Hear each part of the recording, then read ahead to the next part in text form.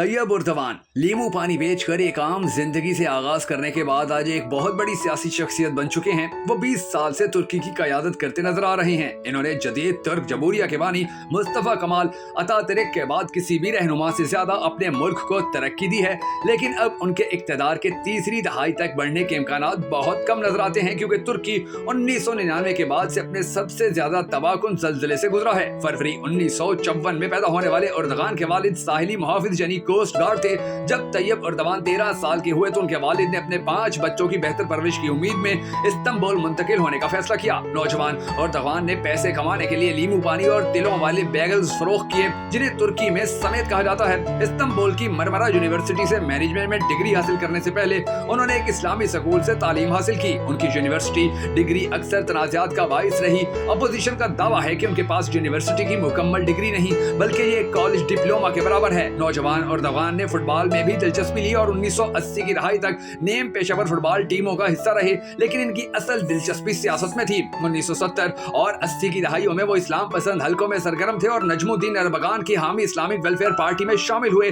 جب 1990 کی دہائی میں پارٹی کی مقبولیت میں اضافہ ہوا تو اردوغان نے سن 1994 میں استنبول کے میئر کے لیے انتخاب میں حصہ لیا۔ اگلے 4 سال تک اس شہر کے نظام کو چلاتے رہے۔ ترکی کے پہلے اسلام پسند وزیر اعظم اربگان نے سن 1997 میں فوج کے ہاتھوں مجبور ہو کر استعفیٰ دینے سے پہلے صرف 1 سال کے لیے عہدے پر کام کیا اور اردوغان بھی ملک کے سخت سیکولر حکام کے ساتھ تنازع میں گھر گئے۔ اسی سال انہیں ایک قوم پرست نظم کو عوامی سطح پر پڑھنے پر نسلی نفرت کو بھڑکانے کا مجرم قرار دیا گیا۔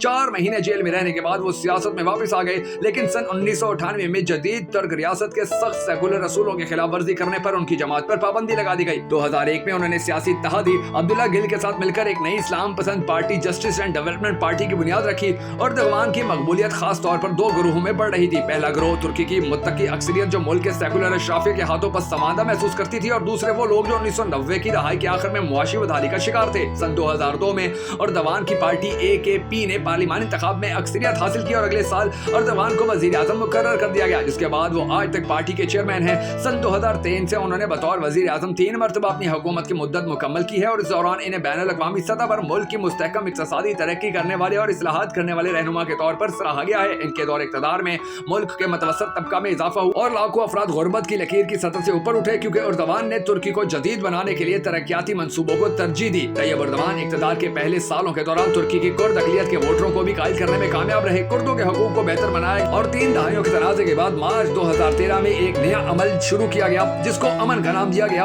اور اس طرح کردوں کو بھی اب اپنے ساتھ ملانے میں اردوغان کامیاب ہو گیا تھا۔ اردوغان نے اپنے ملک کے لیے بہت کچھ کیا ہے۔ اردوغان نے جتنی بھی کامیابیاں حاصل کی تھیں اور اس کامیابی کے سارے سہرے بے شک اسی کے سر جاتے تھے، مگر اس کو بہت بڑے بڑے چیلنجز کا سامنا بھی کرنا پڑا۔ 15 جولائی 2016 کو ترکی نے کئی دہائیوں میں پہلی بار فوجی بغاوت کی کوشش کا سامنا کیا۔ اس واقعے میں فوجی بغاوت کرنے والوں کے خلاف مزاحمت کرتے ہوئے تقریباً 300 شہری ہلاک ہوئے۔ اس سازش کا الزام فتح اللہ گولن نامی امریکہ میں مقیم اسلامی اسکالر کی قیادت میں گولن تحریک پر لگایا گیا تھا۔